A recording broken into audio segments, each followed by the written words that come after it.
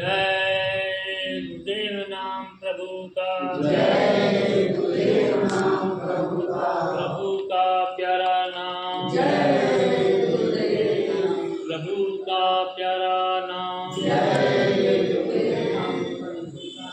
विश्व विलक्षण युग प्रवर्तक, जीवों के मसीहा परम संत बाबा जय गुरुदेव जी महाराज जय गुरुदेव, जय गुरुदेव। एवं हमारे धर्म प्राण सत्संगी भाई बहनें एवं पूर्ण आत्माएं सबको सादर जय गुरुदेव नाम प्रभु का।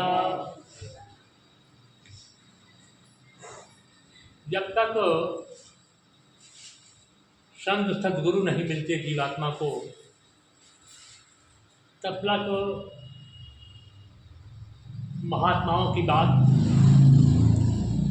समझ में नहीं आती, न पकड़ में आती। उसका एक प्रमाण हमारे गोस्वामी जी महाराज जो रामचरितमानस लिखे हैं, उसमें कुछ ऐसी चौपाइयाँ भी हैं जो शाब्दिक अर्थ देखा जाए तो कुछ और अर्थ लगाता है, लेकिन उसका भावार्थक अर्थ उपमा अलंकार में वो पद है। उपमा दे करके समझाने का गोस्वामी जी ने यत्न किया, लेकिन संत सद्गुरु मिले नहीं, जिसका परिणाम स्वरूप यह जीव उस चौपाइयों का जो वास्तविक अर्थ है उसको अनर्थ के रूप में समाज के सामने प्रयोग किया, जिसका परिणाम आज गोस्वामी जी के चौपाइयों पर भी खींचातानी हुई है। उन्होंने एक चौपाई है जिस पर बड़ा विवाद चला है। वह चौपाई है, ढोल गंवार शूद्र पशुनारी ये सब ताड़न के अधिकारी। ये उपमा अलंकार है। उपमा दे करके गोस्वामी जी ने समझाने और बताने का यत्न किया, लेकिन हम लोग उस भेद को नहीं समझ पाए। उसका शब्दार्थ लगा करके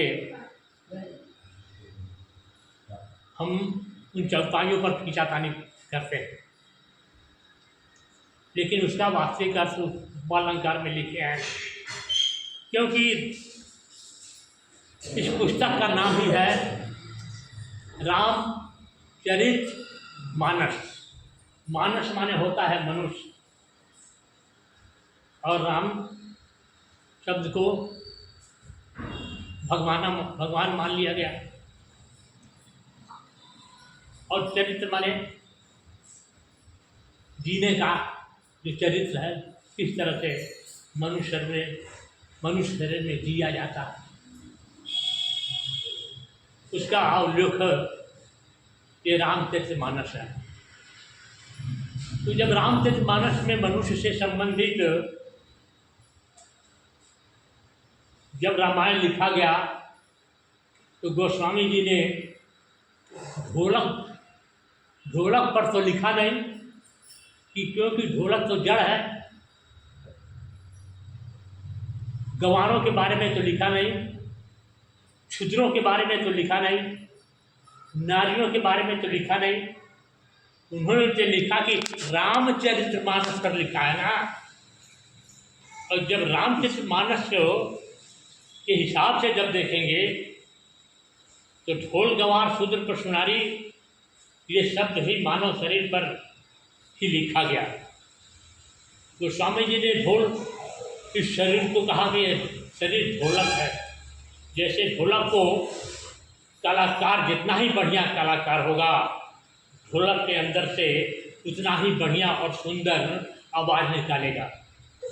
और जो जितना ही अज्ञान होगा वह ढोलक से उतना ही शब्द नहीं निकाल पाएगा, उसका ध्वनात्मक शब्द नहीं निकाल पाएगा।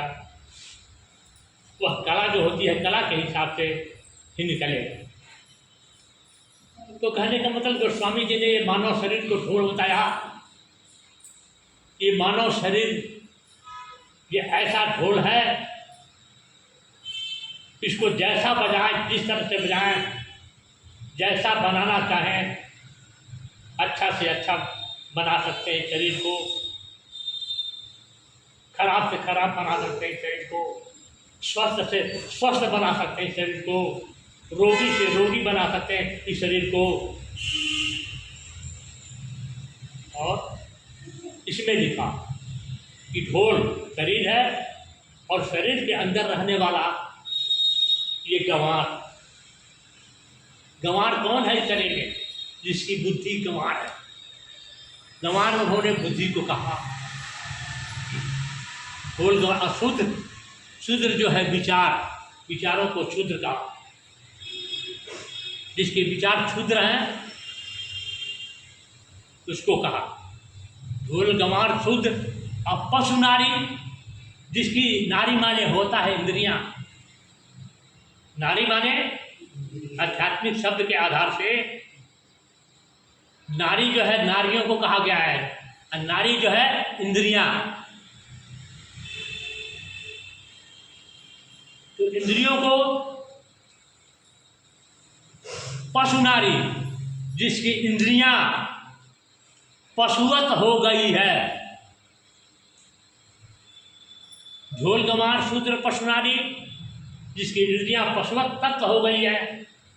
ये सब जो है ताड़ने के अधिकारी हैं। तो कैसे ताड़ सकते हैं? इसको ताड़ने की शक्ति आएगी कहाँ से? क्योंकि इनको ताड़ने की शक्ति, पावर जो है भक्ति में है। और भक्ति क्या है? कोई गाना बजाने का नाम भक्ति नहीं है। भक्ति क्या है? ये शरीर और संसार से भागना। भक्ति माने भागो। भागना कहाँ? घर परिवार छोड़ करके, समाज छोड़ करके नहीं भागना। किससे भागना? शरीर में जो जीवात्मा के ऊपर तत्वों का, जड़ता का जो लेप लगा है, आवरण लगा है, उस आवरण के विपरीत, जड़ता के विपरीत जाना। और ये जीवात्मा को जो चेतन है, इसको चेतना की तरफ ले जाना। लेकिन अज्ञानता में, सद्गुरु के अभाव में, भक्ति के अभाव में, सत्संग के अभाव में, इस भेद और रहस्य को न जानने के कारण ये जो चेतन है, जिसको जीवात्मा कहते हैं, जिसको सूरत कहा जाता है, और इसको कभी कभी लोग आत्मा भी कहते हैं। ये तीनों चारों नाम जो है अलग अलग स्टेज कहा है। जीव कहा गया है जब तक ये इसकी चेतना जड़ता में लिपटी हुई है, प्रकृति में लिपटी हुई है, शब्द रूप रस गंध में लिपटी हुई है, काम क्रोध लोभ में लिपटी हुई है, विषय वासनाओं में लिपटी हुई है, मन चित्त बुद्धि रजोगुण तीनों गुणों में जो लिपटी हुई है।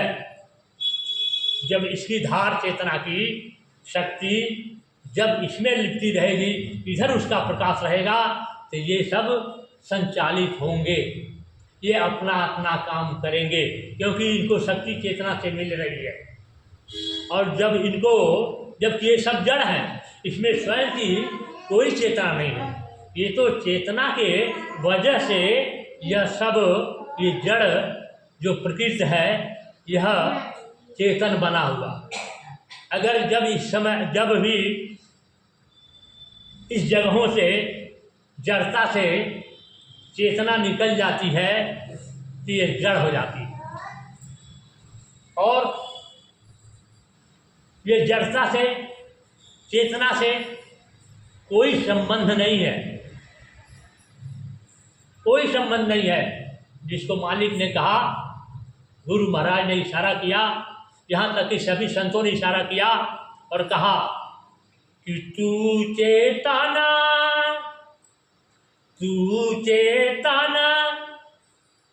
यह जड़ सब मिथ्या,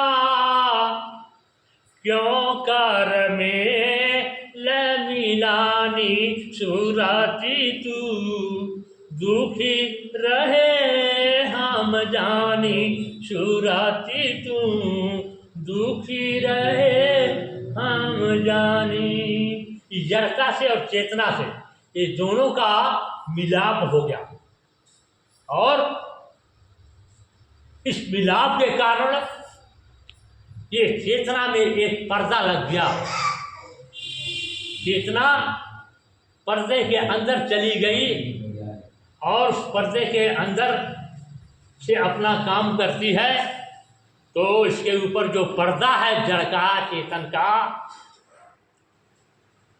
वो पर्दा जो है जड़ का है, तत्वों का है।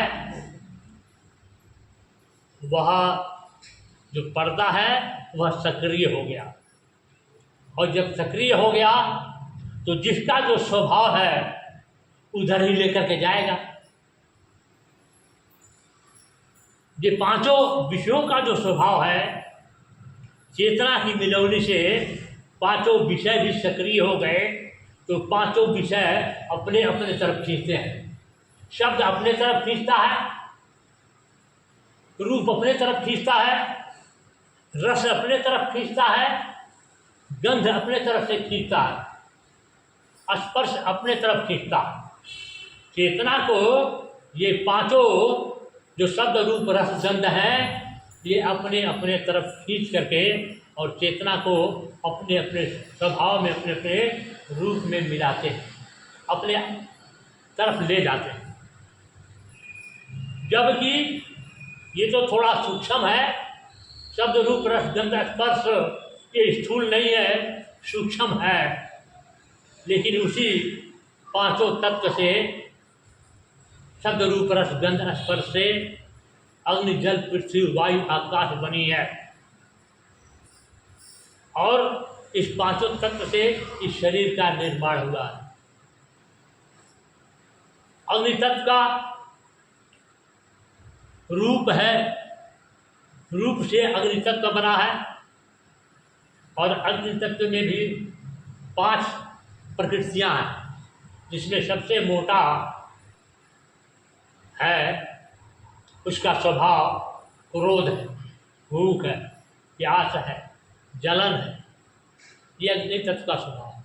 इसी तरह से ये स्थूल 5 तत्व अग्नि जल पृथ्वी वायु आकाश हैं, इसके एक एक तत्व के 5-5 प्रकृतियां हैं। तो चेतना की वजह से ये सारे के सारे सक्रिय और चेतन हो गए और ये सब अपने तरफ खींचते हैं। और गुरु जब मिलते हैं, सदगुरु जब मिलते हैं, तो इस भेद को, इस रहस्य को,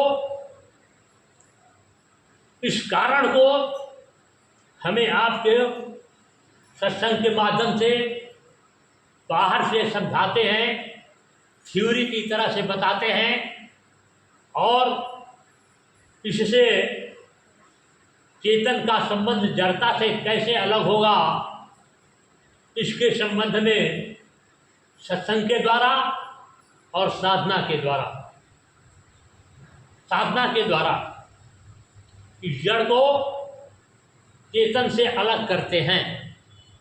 लेकिन अलग करने का साधन चाहिए, उसी साधन को नामदान कहा गया, उसी साधन को, क्योंकि लोहे से लोहा काटता है।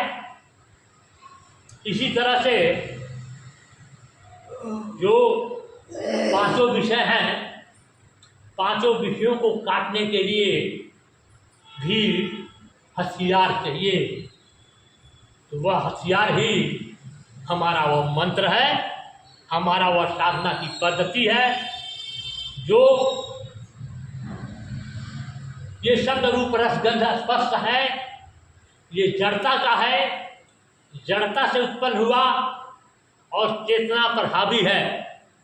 इसलिए जो जड़ता से उत्पन्न हुआ शब्द रूप रस गंध है, वह चेतना को जड़ता में फंसाता है, जड़ता की तरफ खींच करके ले जाता है, नीचे की तरफ लेकर के जाता है। और मालिक ने, गुरु महाराज ने संतों के द्वारा इस जड़ता से निकालने के लिए, शब्द से निकालने के लिए शब्द का रास्ता दिया, रूप से, जड़ता के रूप से निकालने के लिए चेतन का रूप दिया, जड़ता का रस से निकालने के लिए चेतन का अमीय रस दिया, जड़ता से गंध से निकालने के लिए चेतना का सुगंधी दिया। इस तरह से जड़ता से निकाल करके जो चेतना से उत्पन्न होने वाले जो शब्द रूप रस गंध है, उधर हमारी चेतना को लगाया और लगा करके इस जड़ता से उत्पन्न होने वाले जो शब्द रूप रस गंध है, उससे अलग करके चेतना से उत्पन्न होने वाले शब्द रूप रस गंध है, उससे हमारी चेतना को जोड़ दिया और जोड़ करके और शब्द का वह रास्ता इस जीवात्मा के लिए, इस चेतन के शक्ति के लिए दिया, जो शब्द के रास्ते से, चेतन के रास्ते से यह चेतना अपने मूल रूप में स्थापित हो जाती है, अपने लोक में चली जाती है। तो चेतना का रास्ता पकड़ के जाएंगे जो गुरु महाराज ने हमें दिया है, तो वो चेतन का रास्ता है।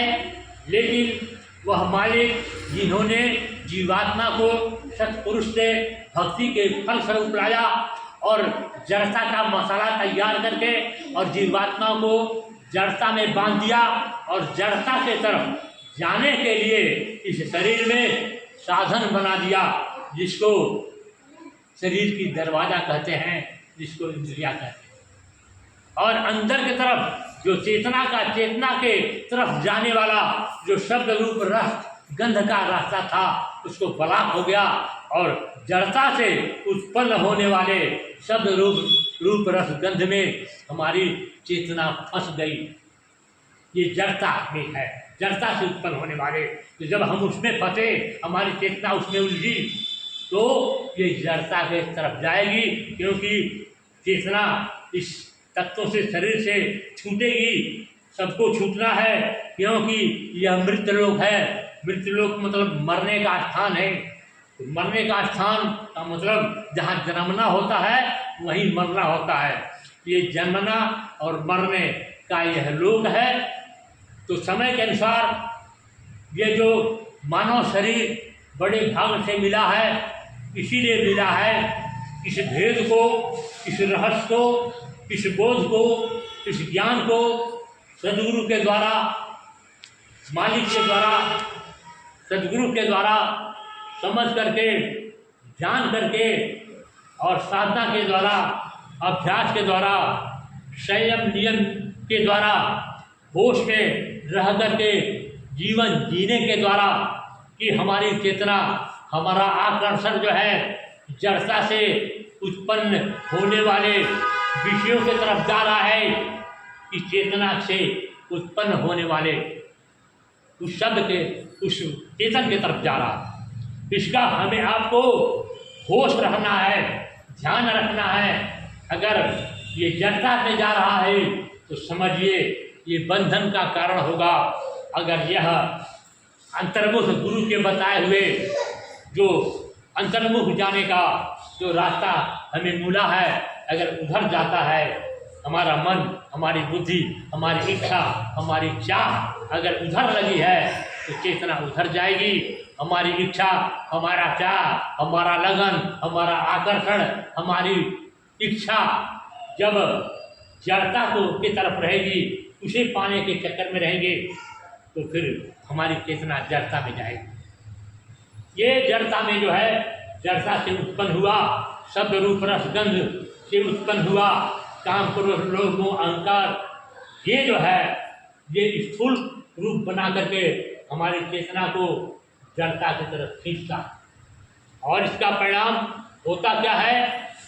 ये जड़ है, यह दृश्य है, और ये चेतना, ये हमारी आत्मा चेतन शक्ति, यह चेतन है, यह देखने वाला है, और ये प्रकृति जो कुछ भी है दिखाई देने वाली है, ये दृश्य और दृष्टा, ये दोनों इसको चेतन और जड़, इसी को दृष्टा और दृष्टि, ये दोनों को मिला दिया गया है।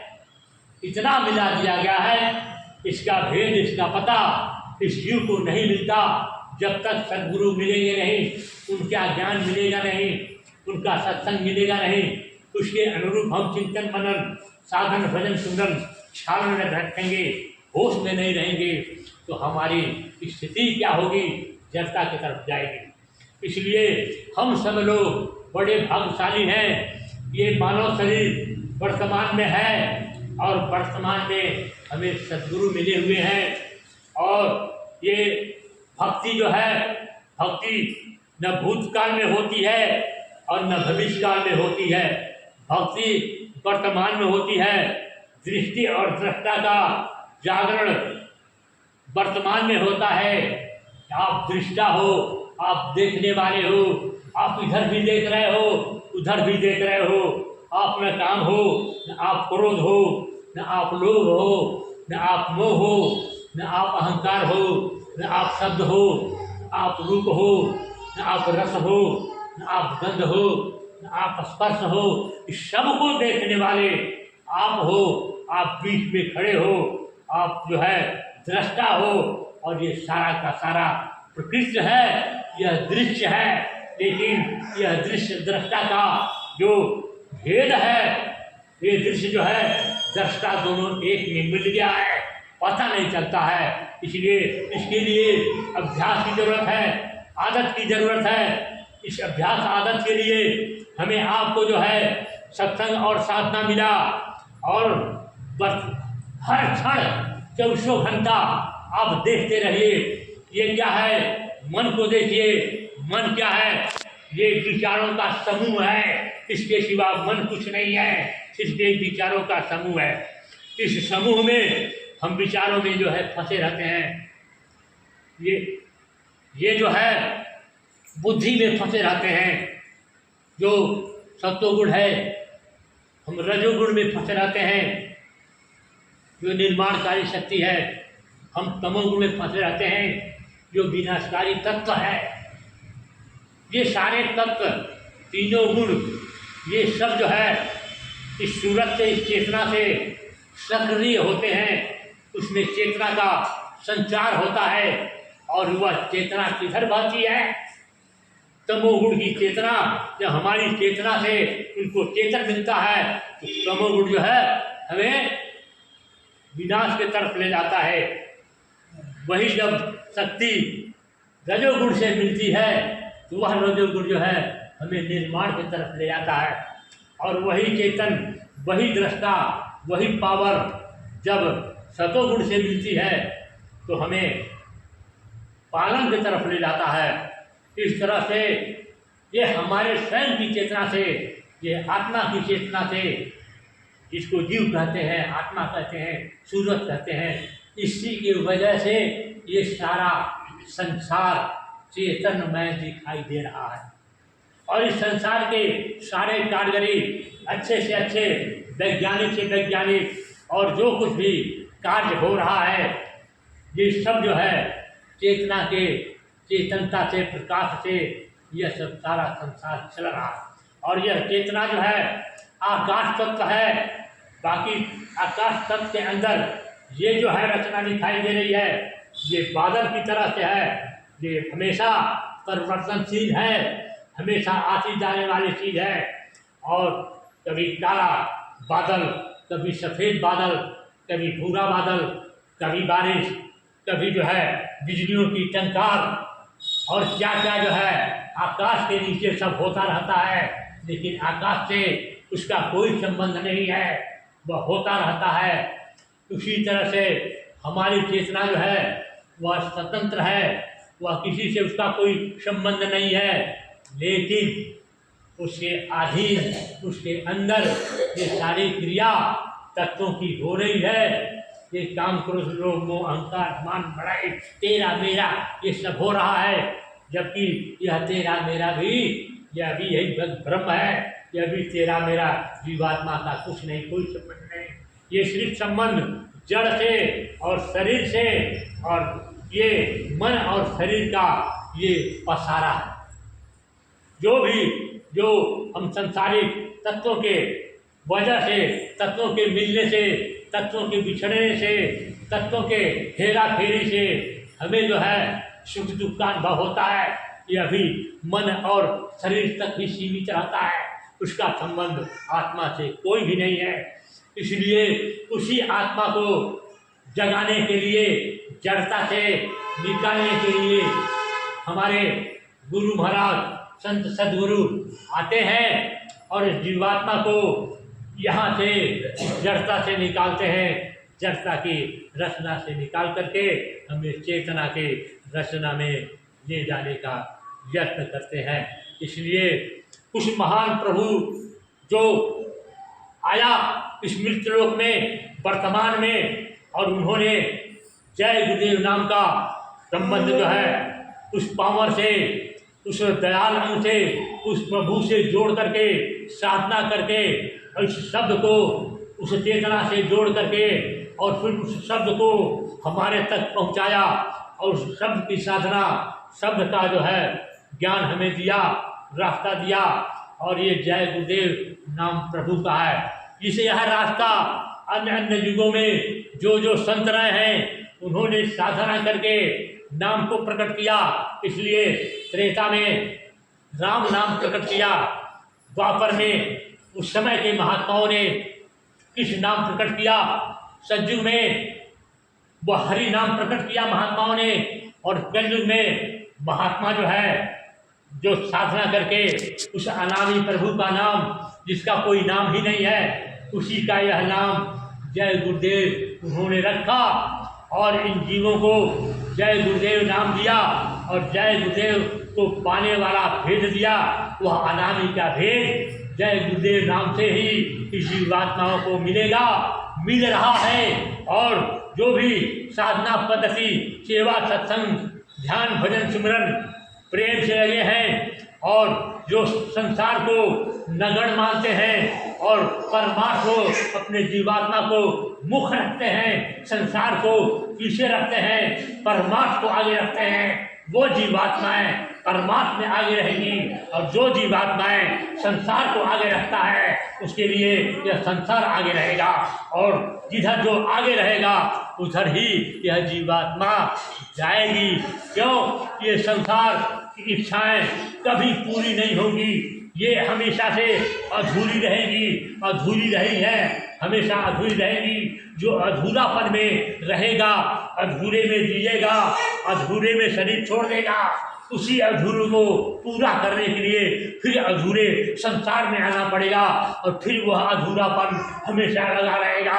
और यह हमेशा जो है इस जीवात्मा को ये 4,84 लाख जोनियों में इस मृत्यु मंडल में रोकने का, रहने का साधन बनाएगा। इसलिए जो है सदगुरु की दया और कृपा हम सब जीवात्माओं के लिए मिली।